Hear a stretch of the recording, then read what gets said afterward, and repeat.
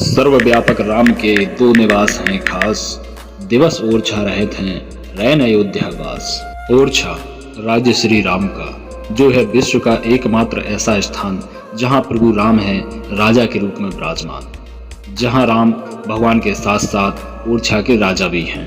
बैतवा नदी के किनारे बसा ओरछा भूमि है अध्यात्म की, तपस्या की, उत्कृष्ट भक्ति की, विश्वास की और न्याय की।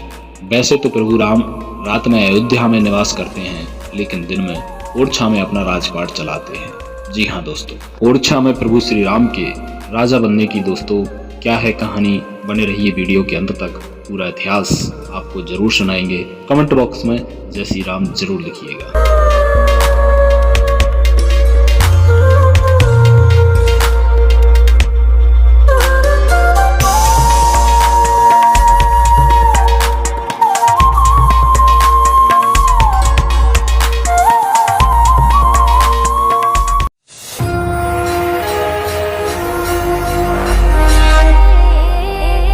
दोस्तों, ओरछा में प्रभु श्री राम का 400 वर्ष पूर्व राज्य अभिषेक हुआ था और उसके बाद से भगवान श्री राम को यहाँ पर आज तक राजा के रूप में पूजा जाता है। यह पूरी दुनिया में एकमात्र ऐसा मंदिर है जहाँ भगवान श्री राम राजा के रूप में विराजमान है। दोस्तों, यह मंदिर भक्ति और विश्वास का एक अनूठा उदाहरण है। भगवान श्री राम की ओरछा आने की कथा कुछ इस प्रकार है। 1552 से लेकर 1594 तक ओरछा में महाराजा मधुकर साय जुदेव बुंदेला का शासनकाल रहा। महाराजा मधुकर साय कृष्ण उपासक थे और उनकी महारानी साहब गणेश कुंवर श्री राम उपासक थी। महारानी गणेश कुंवर वर्तमान के ग्वालियर जिले के एक गांव करैया के परमार राजपूत वंश की थी। कहानी कुछ इस प्रकार शुरू होती है। महाराजा मधुकर साय ने महारानी साहब से भगवान श्री कृष्ण के दर्शन के लिए वृंदावन चलने के लिए कहा, लेकिन महारानी भगवान श्री राम की उपासक थी। उन्होंने वृंदावन जाने से इनकार कर दिया। इस बात पर महाराज को महारानी पर क्रोध आया और उन्होंने महारानी से क्रोध में कहा कि तुम इतनी बड़ी राम भक्त हो तो अपने भगवान राम को ओरछा में लाकर दिखाओ। महाराज के इस तरह कहने से महारानी को बुरा लगता है और वह प्रभु श्री राम को लेने के लिए अयोध्या के लिए चली जाती हैं। अयोध्या पहुंचकर महारानी ने सरयू नदी के किनारे लक्ष्मण किले के पास कुटी बनाकर वहां पर साधना आरंभ कर दी। इन्हीं दिनों संत शिरोमणि गोस्वामी तुलसीदास जी भी अयोध्या में साधनारत थे। दोस्तों, संत से आशीर्वाद प्राप्त कर महारानी की साधना दृढ़ से दृढ़तर होती चली गई, लेकिन महारानी को कई महीनों तक भगवान श्री राम के दर्शन नहीं हुए। निराश होकर महारानी साहब सरयू नदी की मझधार में प्राण त्यागने के उद्देश्य से कूद पड़ी। यही महारानी साहब को जल की अतल गहराइयों में भगवान श्री राम के दर्शन होते हैं। महारानी को प्रभु श्री राम के बाल स्वरूप के दर्शन होते हैं, इसलिए राम राजा सरकार को राम लला भी कहते हैं। महारानी ने भगवान श्री राम को अपना मंतव्य बताया। भक्त वत्सल प्रभु श्री राम महारानी के साथ में चलने के लिए तैयार हो गए और चलने के लिए उन्होंने महारानी के सामने 3 शर्तें रखी। पहली शर्त यह थी कि यात्रा पैदल होगी और दूसरी शर्त यह थी कि यात्रा केवल पुण्य नक्षत्र में होगी और तीसरी सबसे बड़ी शर्त यह थी कि एक बार जहां भगवान श्री राम की मूर्ति रख दी जाएंगी, वहां से फिर भगवान राम की मूर्तियां फिर वापस नहीं उठेंगी।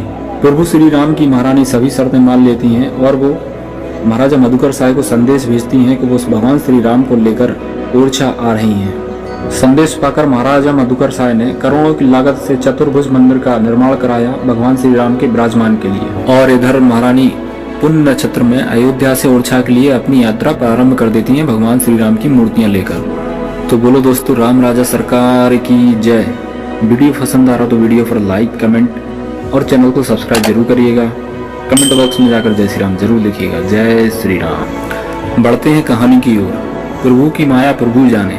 जैसे ही महारानी ओरछा में आती हैं और वह भगवान श्री राम की मूर्तियों को अपने ही महल में विराजमान करा देती है और वह अपनी शर्त भूल जाती हैं और महारानी यह निश्चित करती हैं कि शुभ मुहूर्त देखकर भगवान श्री राम की मूर्तियों को चतुर्भुज मंदिर में विराजमान करा देगी। जब शुभ मुहूर्त आता है और मूर्तियों को उठाया जाता है तो मूर्ति उठती नहीं है।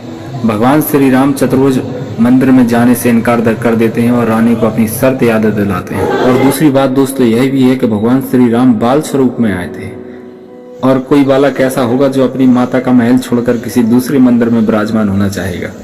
अतः भगवान श्री राम अपनी माता के महल में ही विराजना स्वीकार करते हैं। कहा तो दोस्तों ये भी जाता है कि महारानी गणेश कुंवर कैकई की अवतारी थी और महाराजा मधुकर सायजुदेव महाराज दशरथ के अवतारी थे। दोस्तों ये अंदर का नज़ारा है, ये आरती हो रही है राम राजा सरकार की। यहाँ पर राम राजा सरकार के अलावा किसी और को गार्ड ऑफ ऑनर नहीं दिया जाता है, मतलब कि सलामी किसी को नहीं दी जाती है, चाहे वो प्रधानमंत्री हो या मुख्यमंत्री हो या फिर विधायक हो, सांसद हो, डीएम हो, कलेक्टर हो, किसी को भी यहाँ पर सलामी नहीं दी जाती है। गार्ड ऑफ ऑनर केवल भगवान श्री राम को लगती है और भगवान श्री राम के आप ये दर्शन कर रहे हैं दोस्तों।